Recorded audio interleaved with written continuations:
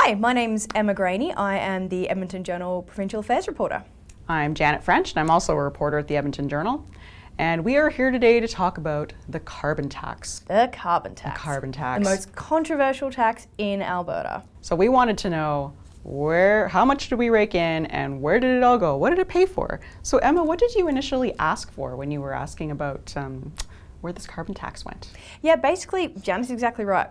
We wanted to know how much revenue the province has brought in and where has that gone, because we all pay this money. We pay it on every time we fill up our cars, we pay it on our heating bills, and it's gone into some fund somewhere. The government does the odd kind of announcement here and there, but we wanted to get a big picture, and that big picture just didn't exist. So we got the government to put it together and said, hey, give us everything that you spent money on across Alberta since the tax came in on January 1, 2017. Now, Janet is amazing at data. You crunched the figures. You found out some interesting stuff. What were some of the interesting things that stood out to you? Yeah, so first of all, the money went to 15 different ministries, so it took them a little while for the government to compile.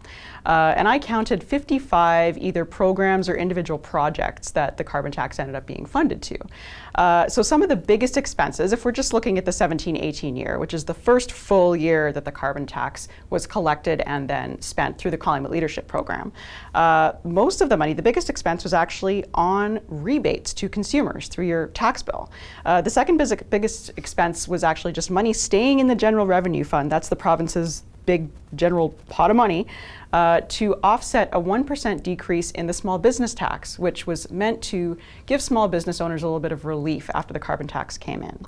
And the third biggest expense so far has actually been transit. $227 million thus far has gone to transit projects across Alberta. And not just in big cities, also in some smaller communities as well. So some interesting stuff here. Now we have absolutely just jumped into these figures. We've done a lot of analysis. We have graphs, we have graphics, we have all kinds of things. All the charts. All of the charts. Every chart. We also went out to rural Alberta, talked to some communities over the phone as well. So do visit edmontonjournal.com online for all of that stuff.